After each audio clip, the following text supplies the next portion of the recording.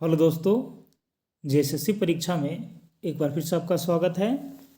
तो आज हम लोग इस वीडियो में झारखंड उत्पाद सिपाही पेपर 2 और झारखंड क्षेत्रीय कार्यकर्ता पेपर 2 के लिए हिंदी पढ़ेंगे और साथ ही साथ झारखंड पुलिस के लिए ये सेक्शन पेपर 1 में आने वाला है, तो उसके अगले चैप्टर के बारे में पढ़ने वाले हैं दोस्तों।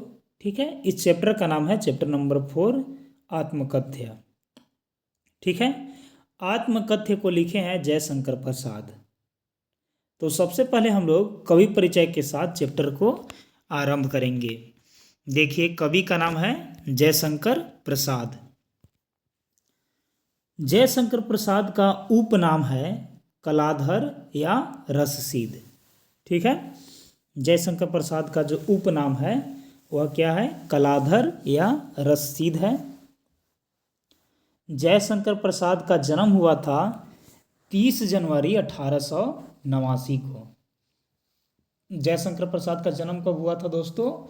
याद रखिएगा, 30 जनवरी 1889 को जयशंकर प्रसाद का जन्म हुआ था। कहाँ? तो वाराणसी यूपी में हुआ था। ठीक है, कहाँ हुआ था? तो वाराणसी यूपी में जयशंकर प्रसाद का जन्म हुआ था।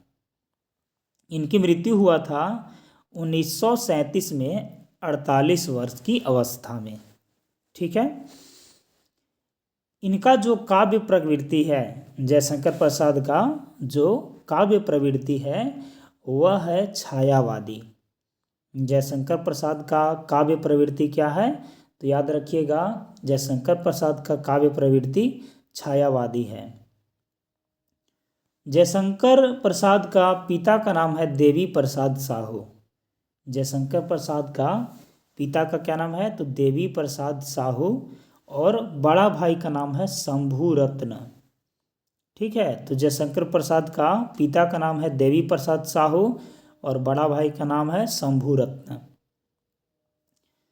आगे है इसके बाद कि जयशंकर प्रसाद के शिक्षक का नाम है मोहिनीलाल गुप्त और हरिद्वार महाराज।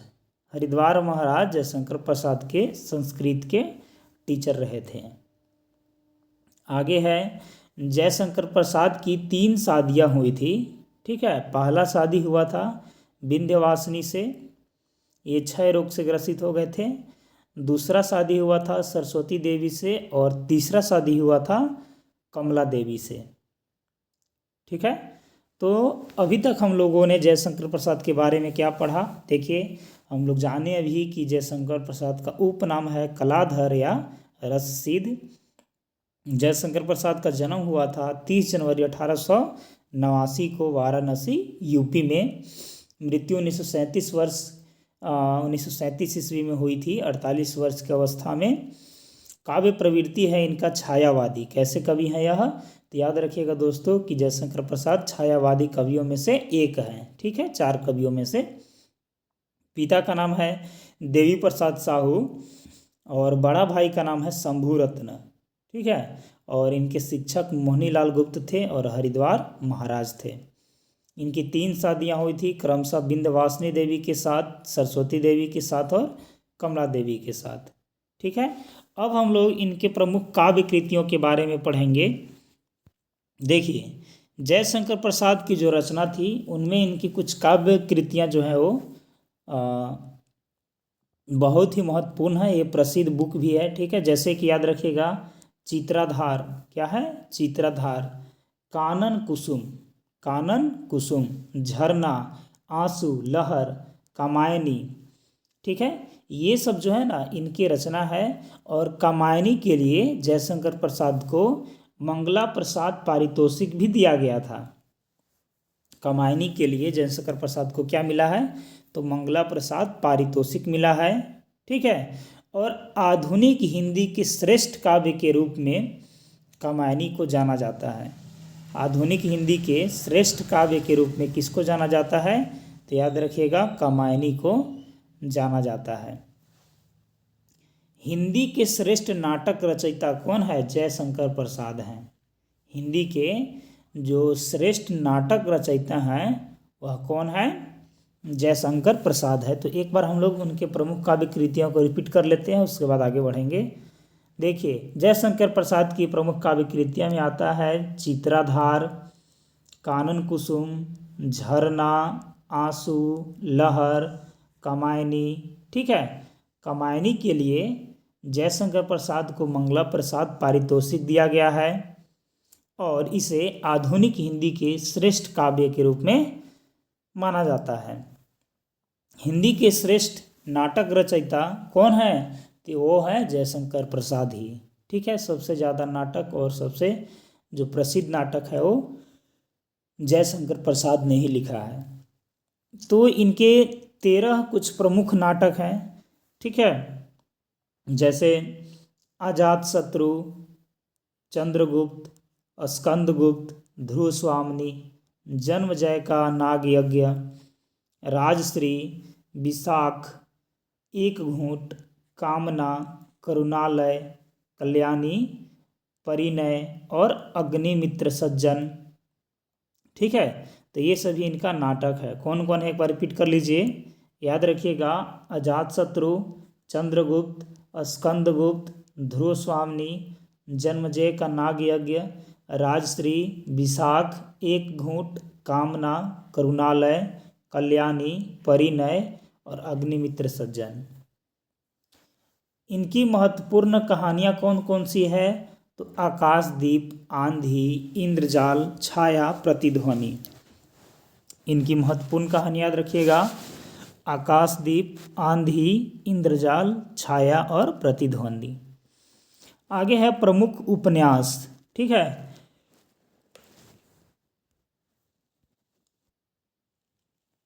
तो जयशंकर प्रसाद का जो प्रमुख उपन्यास है दोस्तों, वह है कंकाल, तितली और इरावती। ठीक है, बहुत इंपॉर्टेंट है। आगे देखिए, 9 वर्ष के उम्र में ब्रज भाषा में जयशंकर प्रसाद क्या लिखे थे? सवाया लिखे थे, इसीलिए इनको उसी समय उपनाम दिया गया कलाधर। ठीक है, 8वीं तक की शिक्षा मिली इनको और बाद में घर पर ही इन्होंने स्वाध्याय से संस्कृत, हिंदी और फारसी का अध्ययन किया था। ठीक है, और ये शतरंज के खेल खेला करते थे। तो याद रखिएगा कि 8वीं कक्षा तक इनको शिक्षा मिली थी और बाद में इन्होंने स्वाध्याय से कौन कौन भाषा पढ़ लिया? तो संस्कृत का अध्ययन किए, हिंदी का और फारसी का। तो याद रखिएगा, संस्कृत, हिंदी, फारसी, संस्कृत, हिंदी और फारसी। आगे है प्रसाद का साहित्य जीवन की कोमलता, माधुर्य, शक्ति और ओज का साहित्य माना जाता है। ठीक है, प्रसाद का साहित्यिक जीवन में क्या क्या दिखता है? तो कोमलता है और माधुर्य भावना है, उसमें शक्ति है। ठीक है, तो इन सभी चीज़ का एक क्या है? छाया नजर आता है। छायावादी कविता की अतिशय काल्पनियता, सौंदर्य का सूक्ष्म चित्रण, प्रकृति प्रेम, देश प्रेम और शैली की लाक्षणिकता उनकी कविता की प्रमुख विशेषता है। ठीक है, तो छायावादी कवि थे और साथ ही साथ उसमें क्या है? तो काल्पनिकता का सौंदर्य चित्रण किया गया है उसमें। ठीक है, प्रकृति से प्रेम दिखाया गया है, देश से प्रेम दिखाया गया है और शैली में क्या है? लाक्षणिकता है। ठीक है, शैली का अच्छा उपयोग है। तो इन सभी जो विशेषताएं हैं वो जयशंकर प्रसाद की विशेषता है। आगे है रुचि। तो जयशंकर प्रसाद का रुचि इतिहास और दर्शन में है। जयशंकर प्रसाद की रुचि किस किस में है? तो याद रखिएगा, जयशंकर प्रसाद की रुचि जो है वो इतिहास और दर्शन में है। चलिए आगे बढ़ते हैं। आगे देखिए, अब हम लोग आत्मकथ्य के बारे में जानेंगे कि आखिर आत्मकथ्य में क्या दिया गया है। देखिए, प्रेमचंद के संपादन में हंस पत्रिका का एक आत्मकथा विशेषांक निकलना तय हुआ। मतलब प्रेमचंद के द्वारा जो संपादित किया जाता था हंस पत्रिका ना, उसमें यह तय हुआ कि एक आत्मकथा नाम से एक विशेषांक है वो निकलेगा।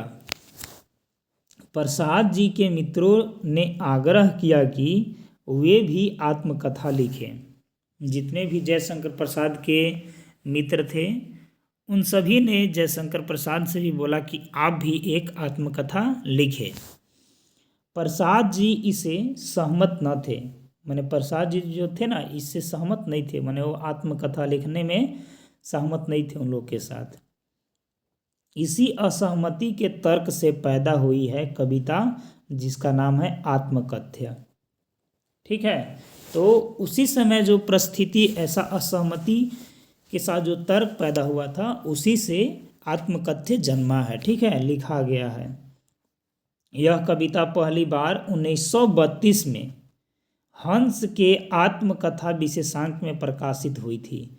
याद रखिएगा, जो आत्मकथ्य नाम से जो पत्रिका है यह 1932 में हंस पत्रिका में छपा था। याद रखिएगा, 1932 में हंस पत्रिका में छपा था।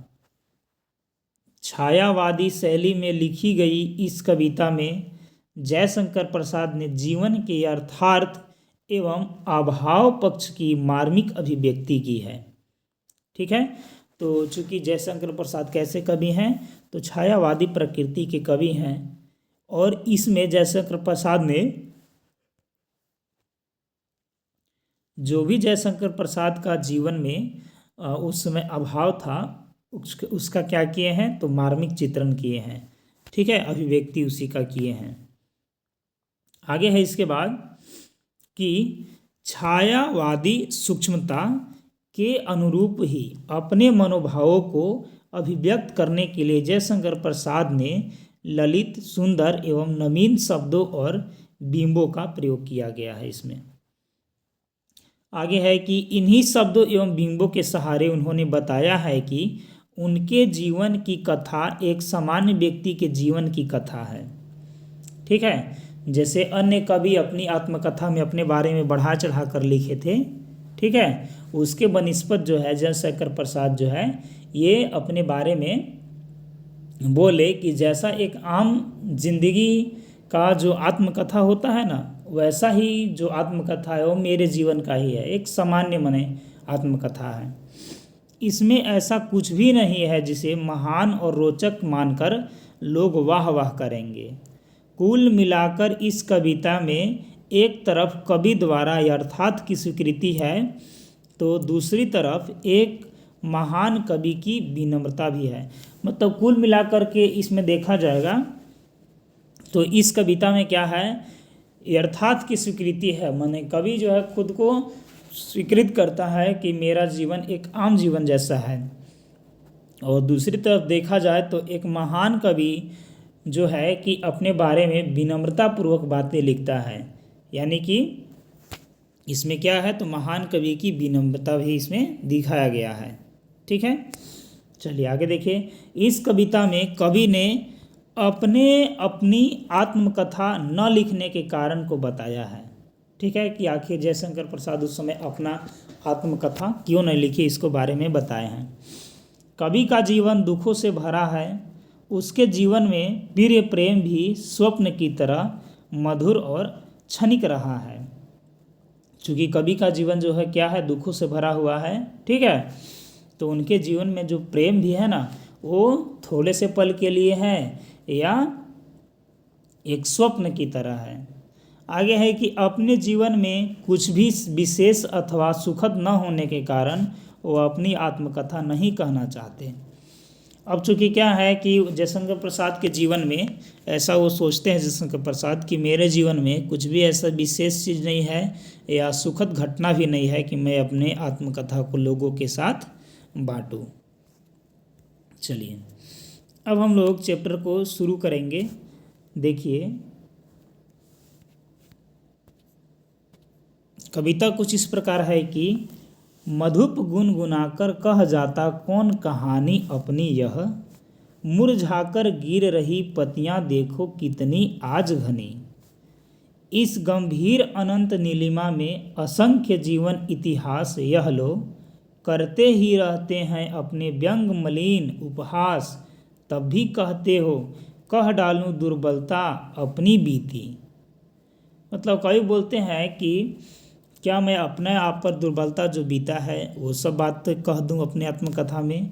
तुम सुनकर सुख पाओगे, मतलब जितने भी सुनने वाले हैं वो सब क्या करेंगे, सुख पाएंगे। देखोगे यह गागर रीति, ठीक है, मैंने कवि के जीवन में क्या क्या घटना घट गया है ये सब चीज़ को देखोगे तो इसका अर्थ को हम लोग समझने वाले हैं। देखिए, इस कविता में कवि ने अपनी आत्मकथा न लिखने के कारण को बताया है। कवि कहते हैं कि प्रत्येक व्यक्ति का मन रूपी भौरा प्रेम गीत गाता हुआ अपनी कहानी सुना रहा है। चूँकि उस समय और भी लोग आत्मकथा लिखे थे, ठीक है, तो उन्हीं के बारे में बताएं कि प्रत्येक व्यक्ति का मन रूपी जो भौरा है ना, वो प्रेम का गीत गाता हुआ अपनी कहानी सुना रहा है। झरते पत्तियों की ओर इशारा करते हुए कवि कहते हैं। तो याद रखिएगा, पहला प्रश्न यहाँ से आ सकता है कि झरते पत्तियों की ओर इशारा करते हुए कवि क्या कहना चाहते थे। तो इस चीज़ को ध्यान से समझिएगा कि झरते पत्तियों की ओर इशारा करते हुए कवि कहते हैं कि आज असंख्य पत्तियां मुरझाकर गिर रही है, यानी उनकी जीवन लीला समाप्त हो रही है। तो पत्तियों मुरझा कर के गिर रही है, इसका मीनिंग याद रखिएगा कि उनकी जीवन लीला जो है वो क्या हो रही है, तो समाप्त हो रही है। आगे है इसके बाद, इस प्रकार अंतहीन नीली आकाश के नीचे हर पल, ठीक है, हर पल अनगिनत जीवन का इतिहास बन रहा है और बिगड़ रहा है। और चूंकि नीला आकाश क्या है, बहुत बड़ा है, ठीक है, तो इसी प्रकार बोल रहे हैं कि अनगिनत जीवन का इतिहास है जो कि इस पल में बन रहा है और कुछ का बिगड़ रहा है। इस माध्यम से कवि कह रहे हैं कि इस संसार में हर कुछ चंचल है, कुछ भी स्थिर नहीं है, ठीक है। कवि बोलते हैं कि इस संसार में क्या है, हर कुछ जो है वो चंचल है, कुछ भी स्थिर नहीं है। यहाँ प्रत्येक व्यक्ति एक दूसरे के मजाक बनाने में लगे हैं। यहाँ क्या बोल रहे हैं कवि कि प्रत्येक व्यक्ति जो है ना एक दूसरे के मजाक उड़ाने में लगे हुए हैं। हर किसी को दूसरे में कमी नज़र आती है। यहाँ क्या लगता है, तो याद रखिएगा कि हर किसी को जो है ना यहाँ दूसरे में कमी नज़र जो है वो आती है। अपनी कमी कोई नहीं कहता है, अपने आप में जो कमी है वह कोई नहीं कह रहा है। यह जानते हुए भी तुम मेरी आत्मकथा जानना चाहते हो।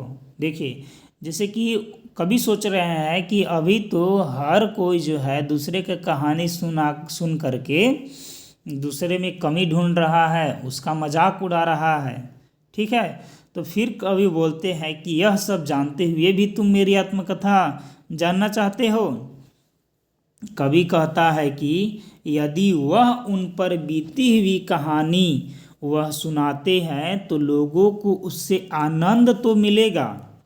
लोगों को क्या मिलेगा, उनकी कहानी सुनकर आनंद तो मिलेगा, परंतु साथ ही वे यह भी देखेंगे कि कवि का जीवन सुख और प्रसन्नता से बिल्कुल क्या है, खाली है। जयशंकर प्रसाद सोच रहे हैं कि उन लोगों को मेरी कहानी आत्मकथा सुनने में आनंद तो आएगा, लेकिन वो लोग ये भी देखेंगे कि कवि का जीवन क्या है, सुख और प्रसन्नता से बिल्कुल खाली है। तो प्रश्न आएगा कि कवि का जीवन कैसा है, तो 4 ऑप्शन रहेंगे, उसमें याद रखिएगा सुख और प्रसन्नता से खाली है, ठीक है। चलिए आगे बढ़ते हैं। इसके बाद है शब्दार्थ। मधुप का मतलब होता है दोस्तों मन रूपी भौरा। मधुप का मीनिंग क्या होता है, मन रूपी भौरा होता है। अनंत का मीनिंग होता है अंतहीन। अनंत का मीनिंग क्या होता है, जो अंतहीन हो। नीलिमा, ठीक है, नीले आकाश का विस्तार। नीलिमा की मीनिंग क्या है, नीले आकाश का विस्तार। असंख्य का मीनिंग है अनगिनत। असंख्य का मीनिंग क्या है, अनगिनत है। व्यंग मलिन का मीनिंग है खराब ढंग से निंदा करना, ठीक है, आत्मकथा सुनने के बाद निंदा करेंगे। गागर मीनिंग हो गया मटका। रीति, रीति का मतलब हो जाएगा खाली। चलिए आगे बढ़ते हैं। आगे है इसके बाद कि किंतु कहीं ऐसा न हो कि तुम ही खाली करने वाले अपने को समझो, मेरा रस ले अपनी भरने वाले। यह विडंबना अरे सरलते हंसी तेरी उड़ाऊं मैं, भूले अपनी या प्रवंचना औरों की दिखलाऊं मैं। उज्ज्वल गाथा कैसे गाऊं मधुर चांदनी रातों की, अरे खिल खिलाकर हंसने वाले उन बातों की। मिला कहाँ वह सुख जिसका मैं स्वप्न देकर जाग गया, आलिंगन में आते आते मुस्कया कर जो भाग गया। देखिए कवि कहते हैं कि उनका जीवन स्वप्न के समान एक छलावा है। तो प्रश्न आएगा कि कवि का जीवन किसकी तरह छलावा है? तो याद रखिएगा कवि का जीवन जो है ना एक स्वप्न की तरह छलावा है। जीवन में जो कुछ भी वो पाना चाहते हैं वह सब उनके पास आकर भी दूर हो गया है। जयशंकर प्रसाद अपने जीवन में जो कुछ भी पाना चाहते हैं उन सबों के बारे में बता रहे हैं कि वो सब क्या हो गया है, उनके पास आकर दूर हो गया है। यह उनके जीवन की विडंबना है। वे अपनी इन कमजोरियों का बखान कर जगहंसाई नहीं करा सकते हैं। ठीक है, इसीलिए वो आत्मकथा नहीं लिखे उस समय। वे अपने छले जाने की कहानी नहीं सुनाना चाहता। जिस प्रकार सपने में व्यक्ति को अपने मन की इच्छित वस्तु मिल जाने से वह प्रसन्न हो जाता है, उसी प्रकार कवि के जीवन में भी एक बार प्रेम आया था, परंतु वह स्वप्न की भांति टूट गया। कवि बोलते हैं कि जिस प्रकार किसी भी व्यक्ति को स्वप्न में उसकी जो मनपसंद की चीज़ होती है वह मिल जाती है, उसी प्रकार कवि को भी एक समय प्रेम मिला था, परंतु वह स्वप्न के जैसा ही क्षण भर में समाप्त हो गया। उनकी सारी आकांक्षाएं महज मिथ्या बनकर रह गई, चूँकि वह सुख का स्पर्श पाते पाते वंचित रह गए। कवि जो है ना वो सुख का स्पर्श पाते पाते क्या हो गए, तो वंचित रह गए। इसलिए कवि कहते हैं कि यदि तुम मेरे अनुभवों के सार से अपने जीवन का घड़ा भरने जा रहे हो तो मैं उज्ज्वल जीवन गाथा कैसे सुना सकता हूँ। इसीलिए कवि बोलते हैं कि मैं उज्ज्वल जीवन गाथा नहीं सुना सकता हूँ। आगे कुछ शब्दार्थ है जैसे कि विडंबना का मीनिंग है छलावा, प्रवंचना का मीनिंग है धोखा, और उज्ज्वल गाथा का मीनिंग है सुंदर कहानी, और मुस्कुरा कर का मीनिंग है मुस्कुरा कर। ठीक है, चलिए आगे बढ़ते हैं। आगे है कि तीसरे स्टांजा में कि जिसके अरुण कपोलों की मतवाली सुंदर छाया में अनुरागनी उषा लेती थी निज सुहाग मधुमाया में, उसकी स्मृति पाथेय बनी है थके पथिक की पंथा की। सीवन को उधेड़ कर देखोगे क्यों मेरी कंथा की, छोटे से जीवन की कैसे बड़े कथाएं आज कहूँ, क्या यह अच्छा नहीं कि औरों की सुनता मैं मौन रहूं। सुनकर क्या तुम भला करोगे मेरी भोली आत्मकथा, अभी समय भी नहीं थकी सोई है मेरी मौन व्यथा। इन सभी पंक्तियों का अर्थ है कि कवि अपने सुंदर सपनों का उल्लेख करते हुए कहते हैं कि उनके जीवन में कुछ सुखद पल आए जिनके सहारे वे वर्तमान जीवन बिता रहे हैं। मतलब कवि बोले अपने बारे में कि हाँ मेरे जीवन में भी कुछ सुखद पल आया था जिसके सहारा मैं अपने जीवन को बिता रहा हूँ। उन्होंने प्रेम के अनगिनत सपने संजोए थे, परंतु वे सपने मात्र रह गए। उन्हें कवि बोलते हैं कि मैं भी प्रेम का अन्य सपने जो हैं बहुत सारे सपने संजोया था, लेकिन वह मात्र सपने ही बनकर रह गए। वास्तविक जीवन में उन्हें कुछ ना मिल सका। वास्तविक जीवन में उनको क्या हुआ, तो कुछ नहीं मिला। कवि अपने प्रेयसी के सुंदर लाल गालों का वर्णन करते हुए कहते हैं कि मानो भोर अपनी लाली उनकी प्रेयसी के गालों की लाली से प्राप्त करती है तो प्रश्न आएगा कि कवि अपने प्रेयसी के लाल गालों का वर्णन करते हुए किससे तुलना किए हैं। तो याद रखिएगा कि भोर की लालिमा से। किससे? तो भोर की लालिमा से। ठीक है, ये लाइन देख लीजिए फिर से कि कवि अपने प्रेयसी के सुंदर लाल गालों का वर्णन करते हुए कहते हैं कि मानो भोर अपनी लाली उनकी प्रेयसी के गालों की लाली से प्राप्त करता है, परंतु अब ऐसे रूप सी की छवि अब उनका सहारा बनकर रह गई है, क्योंकि वास्तविक जीवन में वे क्षण कवि को मिलने से पहले ही छिटक कर दूर चले गए। मैंने ऐसा जो क्षण है वो कवि के जीवन में मिलने से पहले ही क्या हो गया? समाप्त हो गया है। इसलिए कवि कहते हैं कि मेरे जीवन की कथा को जानकर तुम क्या करोगे। अपने जीवन को वे छोटा समझकर अपनी कहानी नहीं सुनाना चाहते हैं। अपने जीवन को जयशंकर प्रसाद क्या समझ रहे हैं? छोटा। इसमें कवि की सादगी और विनय का स्पष्ट प्रमाण मिलता है। वे दूसरों के जीवन की कथाओं को सुनने और जानने में ही अपनी भलाई समझते हैं। तो कवि क्या किस में अपनी भलाई समझते हैं? तो दूसरों की आत्मकथा सुनने और जानने में अपना भलाई समझते हैं। ठीक है, वे कहते हैं कि अभी उनके जीवन की कहानी सुनाने का वक्त नहीं आया है। मेरे अतीतों को मत कुरेदो, उन्हें मौन ही रहने दो।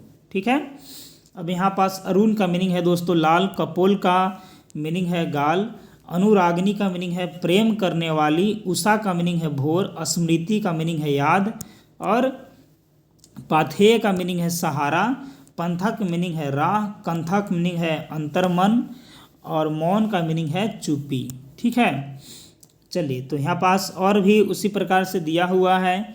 जैसे देखिए मधुप का मीनिंग मन रूपी भौरा, अनंत नीलिमा का मतलब अंतहीन विस्तार, व्यंगमलिन माने खराब ढंग से निंदा करना, गागर रीति माने ऐसा मन जिसमें कोई भाव नहीं है, वह क्या है? खाली घड़ा के समान है। प्रवंचना माने धोखा, मुस्कुराकर माने मुस्कुराकर, अरुण कोपल माने लाल गाल, अनुरागनी उषा माने प्रेम भरी भोर, स्मृति पाथे माने स्मृति रूपी संबल, पंथा के मीनिंग हो जाएगा रास्ते या राह, कंथा की मीनिंग हो गया अंतर्मन या गुदड़ी। ठीक है, अब देखिए यहाँ पास महत्वपूर्ण चीज़ है कि प्रगतिशील चेतना की साहित्यिक मासिक पत्रिका हंस प्रेमचंद ने सन 1930 से 36 तक निकाला था। मैंने प्रेमचंद ने जो कि क्या है हंस पत्रिका के संस्थापक हैं, जो वह प्रथम बार संपादन किए थे वो किए थे 1930 से लेकर 1936 तक। पुनः सन 1986 में यह साहित्यिक पत्रिका निकल रही है, मैंने फिर से हंस पत्रिका निकल रही है, और इसके जो संपादक हैं वो राजेंद्र यादव हैं।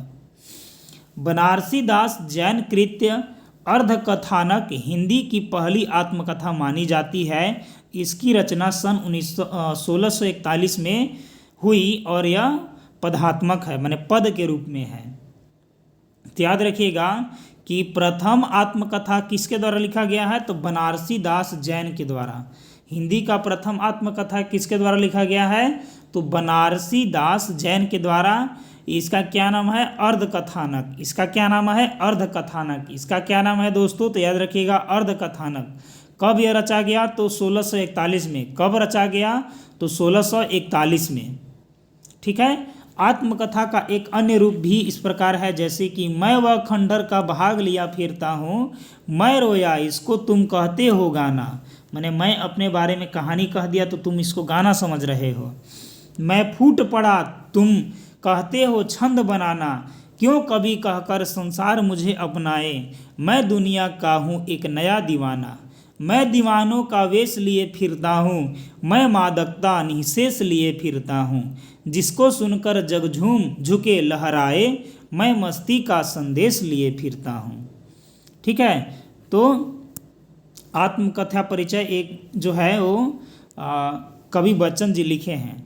ठीक है, चलिए आगे हम लोग हरिवंश राय बच्चन लिखे थे उसको, अब हम लोग इससे संबंधित ऑब्जेक्टिव क्वेश्चन को पढ़ेंगे। देखिए तो प्रश्न नंबर यहाँ पास 1 है दोस्तों कि कवि अपने जीवन के किन अनुभवों को सबसे क्या है कि बांटना नहीं चाहते हैं। कवि अपने जीवन के किन अनुभवों को सबसे बांटना नहीं चाहते हैं? तो आपके पास 4 ऑप्शन है। बताइए कि किन अनुभवों को सबसे नहीं बांटना चाह रहे हैं। तो याद रखिएगा कि कवि अपने निजी भावनाओं को सबके साथ बांटना नहीं चाह रहे हैं, यानी कि ऑप्शन नंबर बी सही हो जाएगा। कवि के आलिंगन में आते आते कौन रह गया?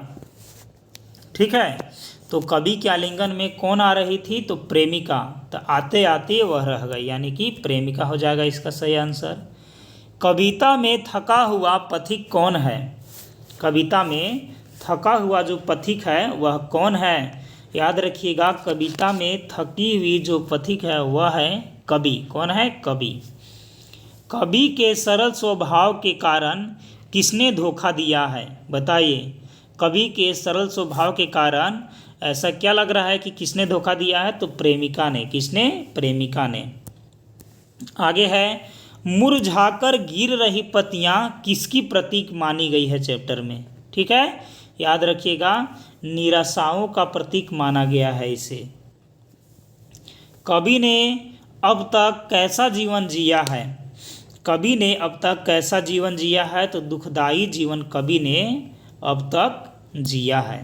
कवि कैसा जीवन जिए हैं? तो दुखदाई जीवन।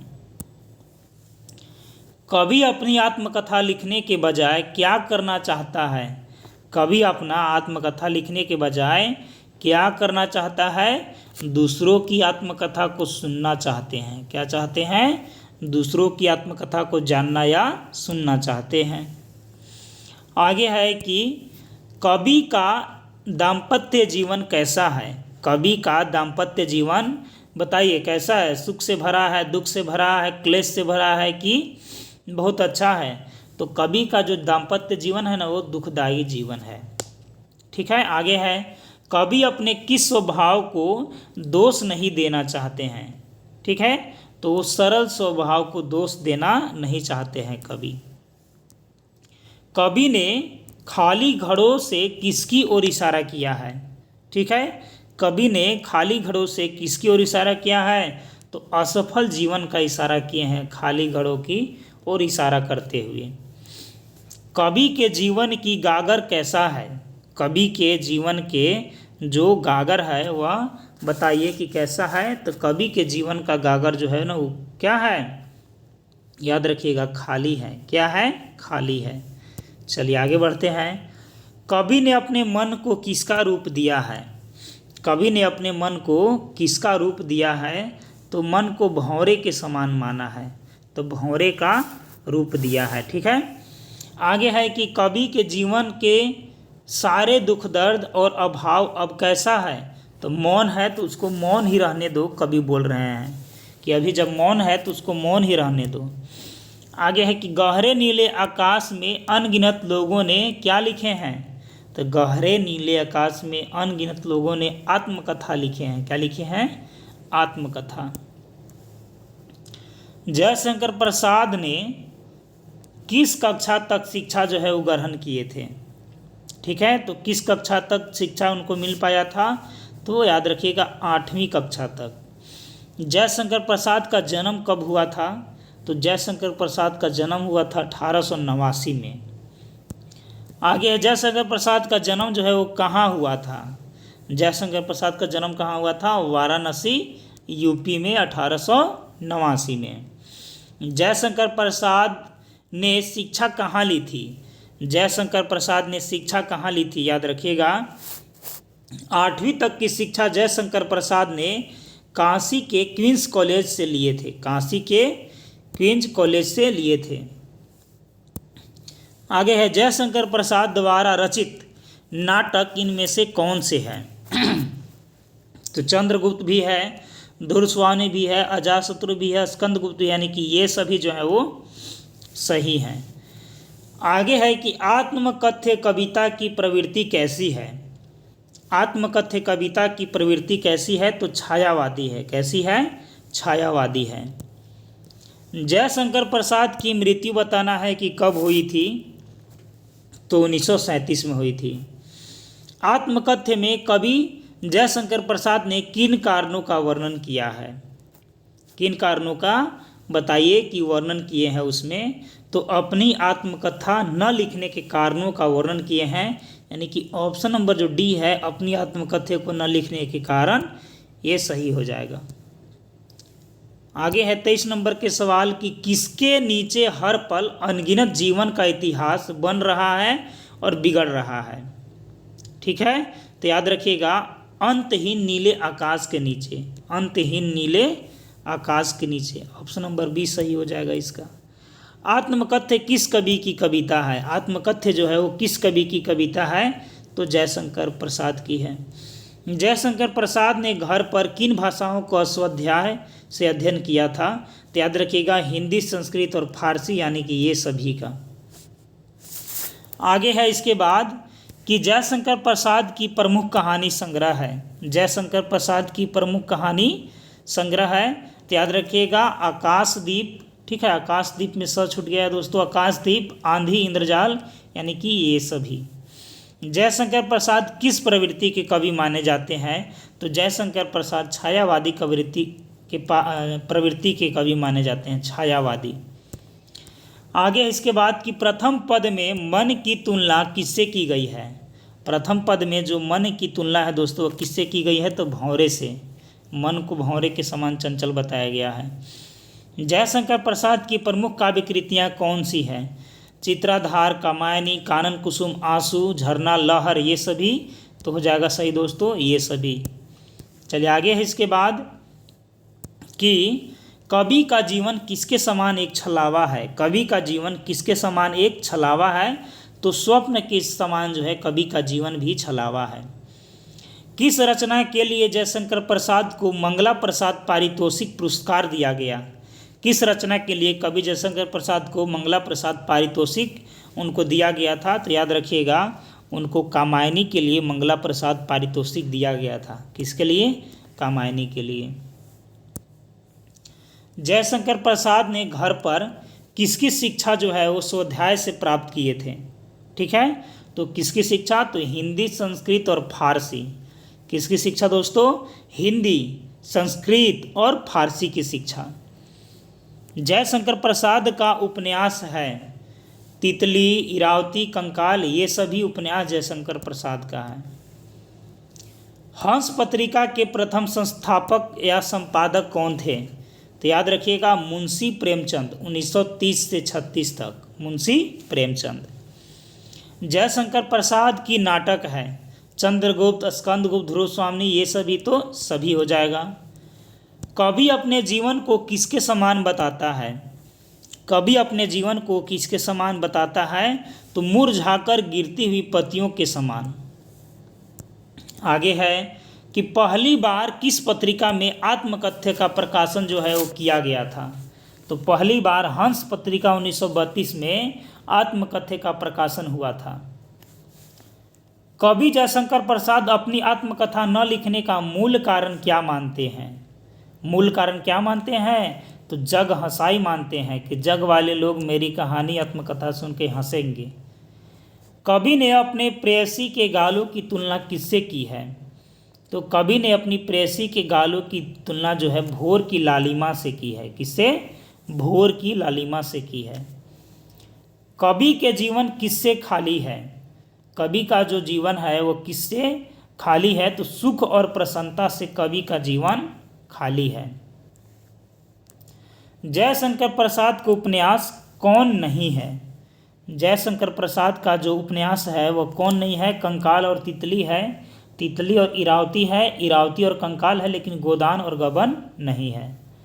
जयशंकर प्रसाद की गहरी रुचि किसमें थी? जयशंकर प्रसाद की गहरी रुचि किसमें थी? तो इतिहास और दर्शन में जयशंकर प्रसाद की गहरी रुचि थी।